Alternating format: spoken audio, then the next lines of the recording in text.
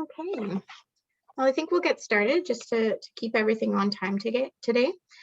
So welcome everyone, and thanks for joining us today for this information webinar. As we gather for this virtual session today, I would like to take a moment to acknowledge that we are all on treaty land. Specifically here, I'm located on Treaty 6 territory in the homeland of the Métis. My name is Nikki Desjardins. I'm SHRF's engagement specialist. Located here in Saskatoon today, there's definitely a chill in the air, but I am grateful for the warmth of my home and our ability to meet virtually to share this information with you. SHRF recognizes and reaffirms our commitment to reconciliation, and it's our hope that this new funding opportunity will be another way that we can continue to support our researchers, our partners, and other stakeholders in the province to do the important work and support Indigenous health in a good way. So I'm here today also with my colleague Chelsea Cunningham, and we'll be bringing you this information. And we will have time for questions afterwards as well, but feel free to use the question and answer box and also the chat box. I'll be monitoring that as Chelsea gets into the details about the opportunity that we're presenting today. And if we have a chance, I will stop Chelsea and get her to answer your questions directly as they relate to what she's speaking to. But if we don't get a chance, I promise we'll have lots of time at the end to address all the questions. Also, we'll be recording the session, and the number one question we usually get at the beginning is, will we get the slides? And yes, we'll follow up with the link to the recording and a copy of the slides so that you have the information.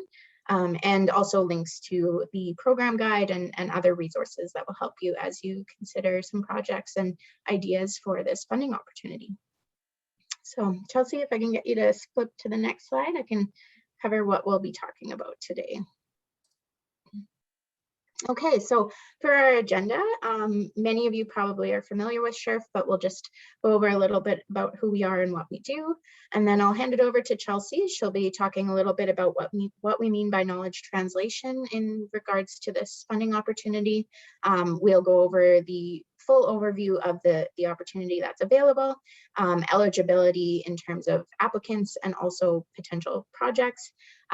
We'll talk through a little bit about the application process itself, the review process and criteria, some important dates that we want to make sure that you are aware of to get everything in on time. And then we'll have tips and time for Q&A. Okay, so I'll talk a little bit about SHRF. So Saskatchewan Health Research Foundation, we are the provincial funding agency, so we fund, support, and promote the impact of health research that matters to Saskatchewan. Next slide, Chelsea. So basically, this is a little bit of a look at the big picture. So in the big picture, we believe that health research is vital to the improved health of Saskatchewan citizens through a high-performing health ecosystem and a robust culture of research and innovation. So that is our big picture that we are working towards, our vision, if you will. We work towards that vision with some strategic goals, and our 3 strategic goals are to strengthen research capacity and competitiveness, increase investment in research and innovation in the province, and align research with stakeholder needs. So this funding opportunity is kind of one of the ways that we are working towards achieving our goals, which then helps us work towards the big picture of what we're trying to achieve as an organization and as a research community on the whole. So part of that is also SHRF. We believe that SHRF is vital to enabling the best health research in the province that supports local solutions to local health challenges. So we do this in many ways. One way is upholding a vigorous peer review process. We measure and share the impact of the funded research, and we collaborate with partners who can also help us maximize this work. So like I said, this opportunity is just one of those ways that we have taken the opportunity to align the funding opportunity with the stakeholders' needs in the province. So we're really excited to bring you this new opportunity. It is based off of our Research Connections program. So you'll see some similarities for those of you that are familiar with that program. But today we're really here to get into the details of what makes this opportunity different and just give you the information you need to apply with some great projects. So with that, a little bit of an overview of SHRF, I will pass it over to Chelsea to really get into the details. All right, thanks Nikki for getting everything set up and helping us through this. So yeah, to start today, Research Connections is a knowledge mobilization or knowledge translation grant. And so we wanted to make sure we go over especially what these terms actually mean in context of this opportunity. So knowledge comes in many forms, such as the knowledge from research, which is the result of this pipeline going from the conception of an idea or research question to getting funding, carrying out research activities, getting and publishing results, to the sharing of knowledge. And most of SHRF's work is dedicated to the funding of research activities themselves, which covers most of our grants, like the establishment and solutions you might be familiar with. This year, we also had funding for the development of ideas with the START Award. And Research Connections has always fallen in this sharing of knowledge at the end of the research pipeline. But results from research aren't the only form of evidence-based knowledge. For this call especially, we wanted to be clear that our definition of knowledge is broader than that. Traditional Indigenous knowledge focuses less or doesn't come from that research pipeline I described per se, but it's still a process and one that emphasizes more wholeness, interconnectedness, interrelatedness, and balance, which is still a process and evidence-based. And so for this Research Connections applications, the most important thing we want to see in the applications is that it's founded on knowledge from legitimate sources, whether that is published research from the normal research pipeline or from Indigenous teachings, such as from knowledge keepers and elders. Whichever approach you're taking in your application, we just encourage you to connect with the appropriate excerpts and sources as needed. So that covers how we're defining knowledge, but then what is knowledge translation? So scientific knowledge translation is usually defined by these activities. So it's the mobilization of knowledge coming from the synthesis, exchange, application or implementation, or dissemination of research results, with the end goal here to improve the health of Canadians, the healthcare system, or health service delivery. SHRF, though, defines Indigenous knowledge translation as being summarized as sharing what we know about living a good life. There's obviously more behind that as well, but the end goal here, whichever definition you look at, is the same. We're looking to help improve the health of Canadians or improve the healthcare system or health service delivery in some form. And so when you're writing your applications, this is really what we want to see emphasized, how you are working towards meeting this goal. And then that takes us into the specifics of this opportunity. So we'll get a little bit more into the overview and specifics of how to carry out the application. So as I've kind of already touched on, the purpose of this call is to increase health knowledge relevance and uptake. This is done through short-term targeted knowledge mobilization activities or knowledge sharing initiatives, which have a practical application for Saskatchewan knowledge users. The specific objectives, similar to the Research Connections program has been in the past, is to facilitate the sharing of health knowledge in non-academic settings. So in this call, academic sharing such as conferences and journal publishing fees are not actually eligible expenses, something to keep in mind. And additionally, for this Research Connections call, we are requiring applications address the Truth and Reconciliation Commission of Canada calls to action. So this can be done either through directly addressing one of the calls, or you can also just be working towards the spirit of reconciliation, as is emphasized in that report. To this end, we're also requiring that both Indigenous and non-Indigenous individuals are guiding the project team. We encourage you to read the report and seek out other resources if you have any questions about the calls to action. And so the value and duration, we have $10,000 available. Unlike previous years with Research Connections, we are not requiring matching contributions, although we do encourage you to list them if you have them available, especially things like in-kind contributions. These can help establish the feasibility of your project, which is one of the review criteria that we look at. And the grant year is for up to 1 year. Okay, so if we get into the eligibility, comes down to 2 parts: who can apply and what activities can be done.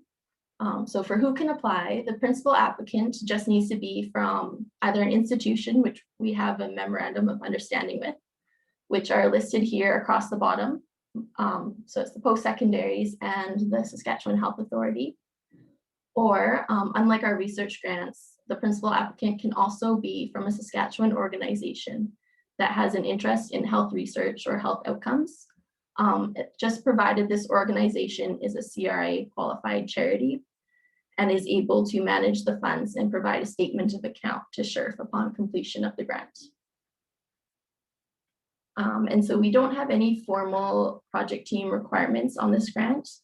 We just have that requirement that Indigenous and non-Indigenous perspectives are playing an active role in the project team, but there's no limitations on what those roles can be. So get eligible activities. There's 4 main points. The full requirements, though, can be found in the application package. But so the most important things to judge if your activity is eligible, we want to see that the activity clearly supports the program purpose and objectives. We want to demonstrate how the team includes the required perspectives and how it represents equity, diversity, and inclusion. We want to see the activity is based on legitimate embedded research and/or traditional Indigenous knowledge and teachings. And we also want to see that it is producing timely and concrete deliverables or outcomes. And then, as most SHRF policy, most SHRF grants, the principal applicant can submit only 1 application per call, but you can be a co-applicant on multiple. So some examples of eligible activities. So we have things like reports to inform policy, whether that's to government, healthcare, etc.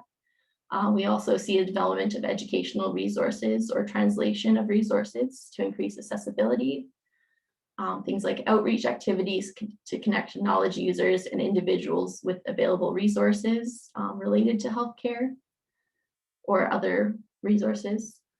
Compiling perspectives and lived experiences to share stories, and also developing tech solutions to improve access to resources and care.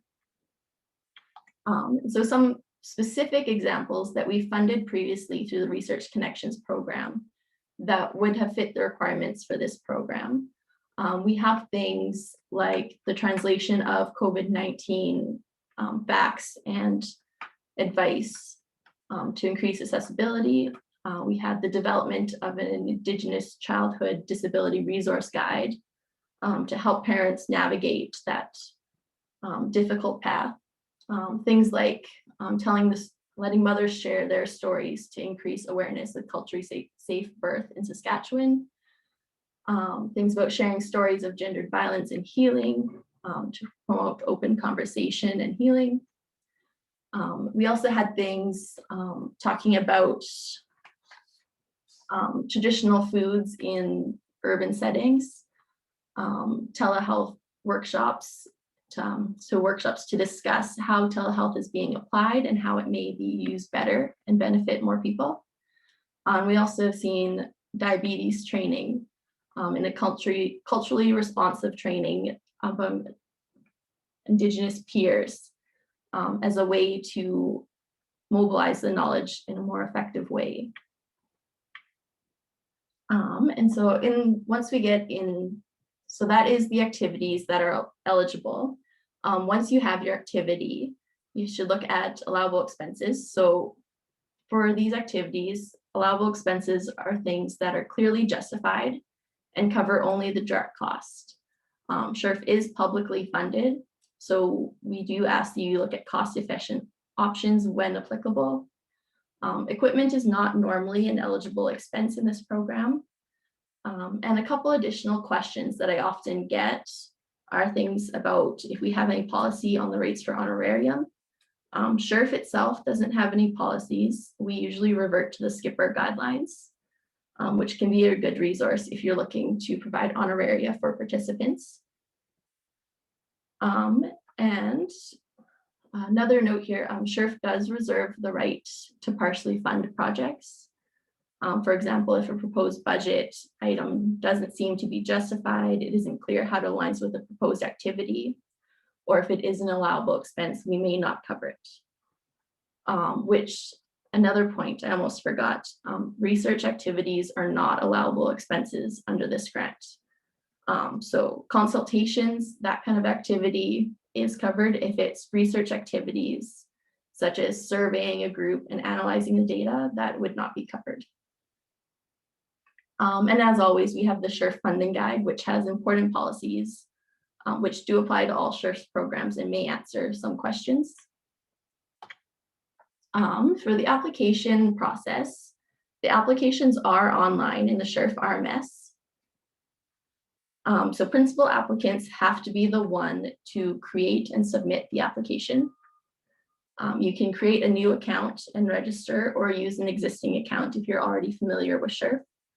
And if you think you have an account, but you are not sure what email you might have used, you can just contact us and we can definitely get that set up for you. The detailed RMS instructions for this application are found on page 9. And I think it does a fairly good job of walking through it step by step, what needs to be done. But again, if you have any questions, never hesitate to contact us. We also have some other resources that may be available on our website, such as there's some YouTube how-to videos, which can be helpful if you need to see the workflow rather than just having it described in the instructions.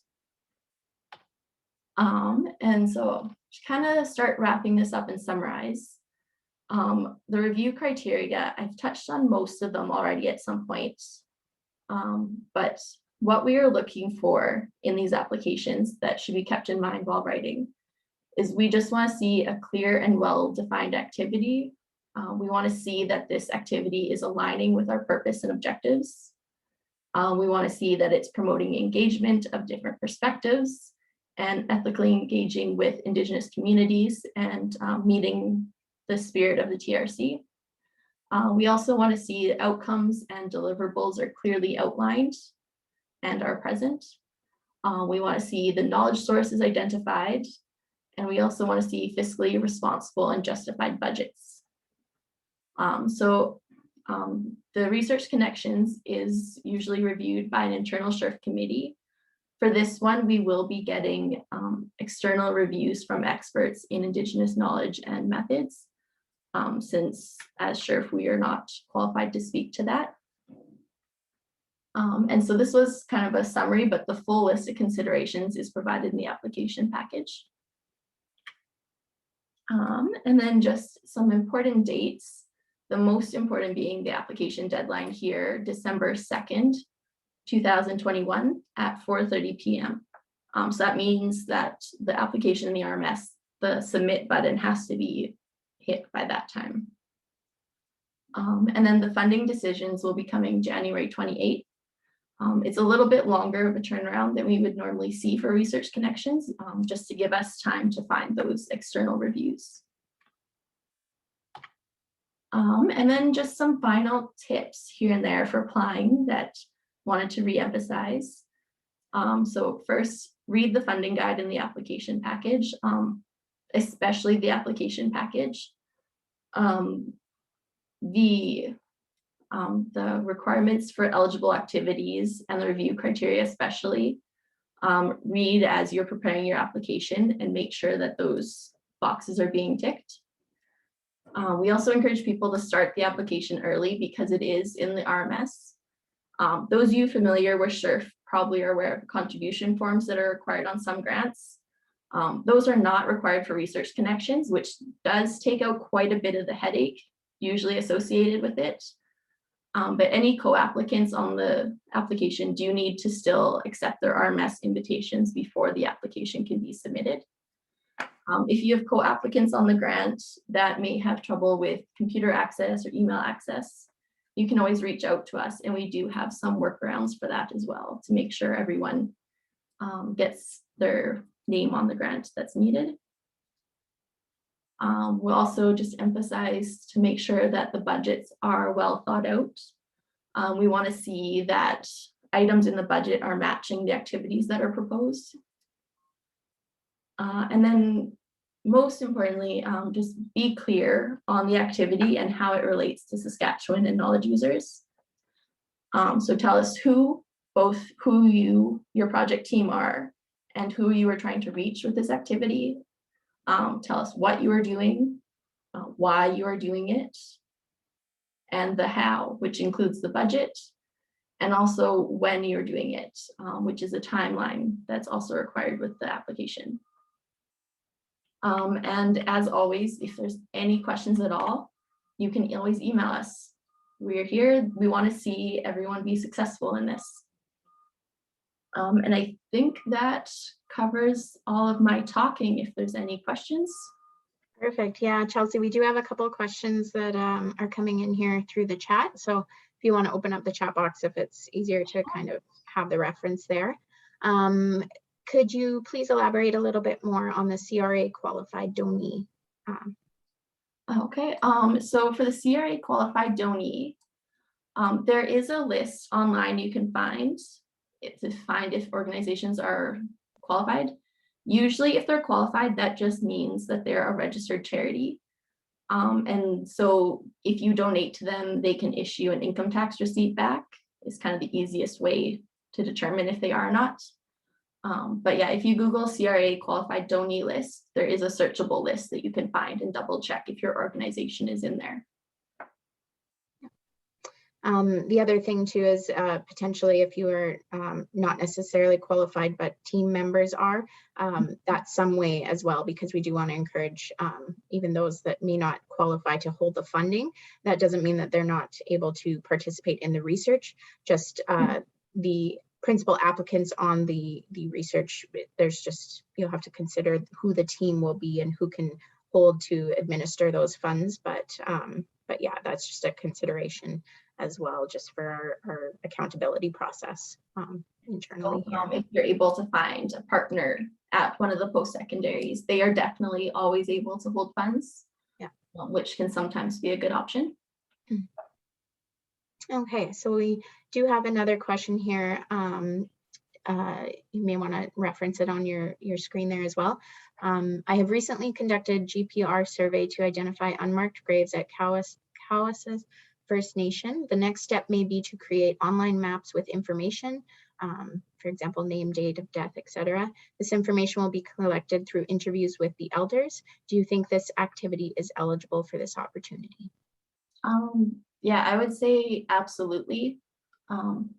When writing the application, just kind of make sure to emphasize that how this will be helpful. I mean, it's pretty much a given, but just make sure that you're clear when stating this is why this is doing this, and this is the closure it can provide to promote wellness. But yeah, this is exactly, I'd say, the kind of thing we're hoping to see.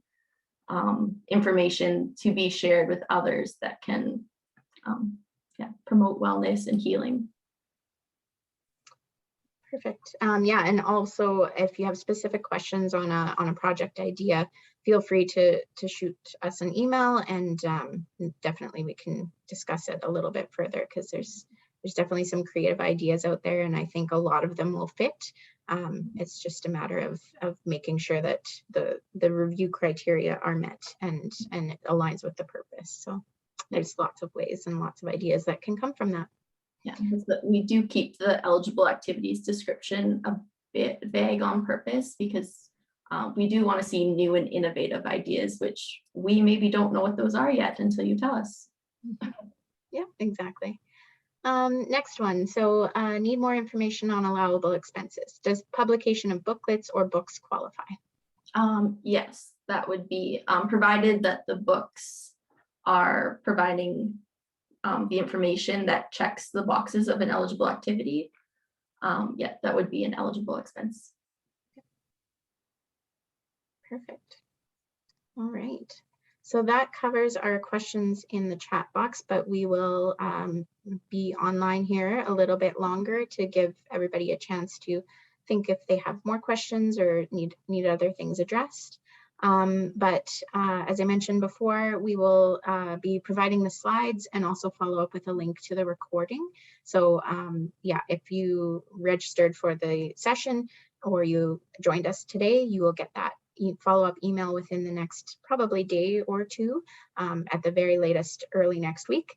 And then that's also something you can share with other colleagues if you know that people maybe didn't get a chance to join, but if you think this information will be helpful for them, we definitely encourage you to share it broadly with those that might be interested. So I will say thank you very much for everyone who could join us today. We will stay online here just to see if any other questions pop up, but I don't see any more in the chat right now. So we'll save you guys a little bit of time on your lunch hour. Thank you again for joining us, and please reach out if you have any questions.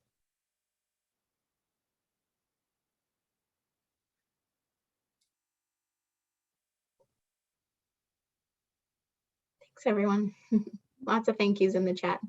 Oh, here we go, another question. So if a PI is university-based and the partner is reserve-based, can the funds be allocated to the partner?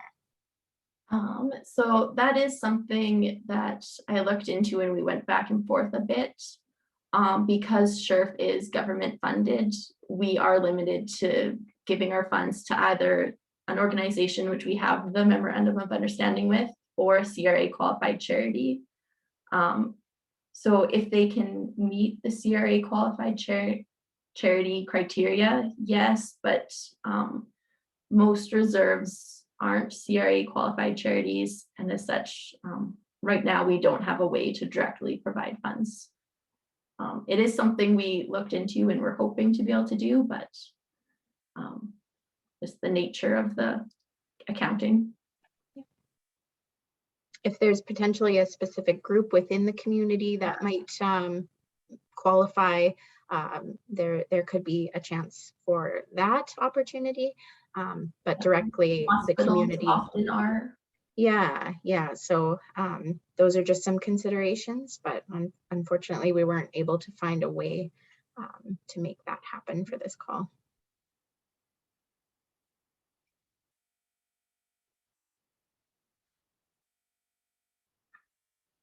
But definitely reach out if there's maybe some further questions or routes that we could explore there.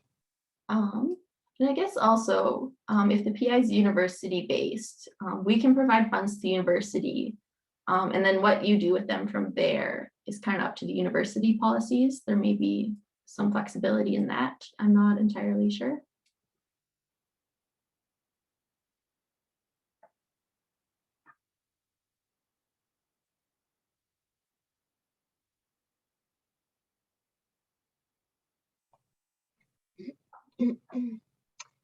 Here we have a question. I'll actually just allow Carrie to talk, and then that way we can address the question.